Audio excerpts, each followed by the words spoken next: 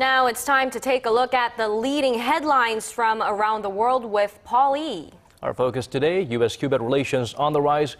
Hillary Clinton seeks a second shot at the White House, and Apple's first smartwatch goes on display. So, Paul, let's start with our first story. The United States and Cuba are on a historic path to normalize relations after decades of hostilities. What's the progress on the diplomatic front?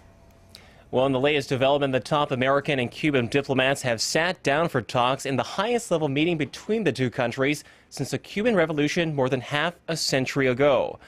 U.S. Secretary of State John Kerry and his Cuban counterpart Burno met in Panama on Thursday. U.S. officials said that the chief envoys had a lengthy discussion and vowed to continue to address outstanding issues. Despite the apparent sign of progress, leading analysts say a major improvement in bilateral ties is still far off. It is no exaggeration to say that there are hundreds of issues that need to be resolved. There are still many differences. Cuba has suffered from the embargo, terrorism, and unfair treatment, which is the United States' action to list Cuba as a supporter of terrorism. No one else in the international community agrees with that except Washington. The historic meeting comes ahead of a 35-nation summit of the Americas in Panama today and tomorrow.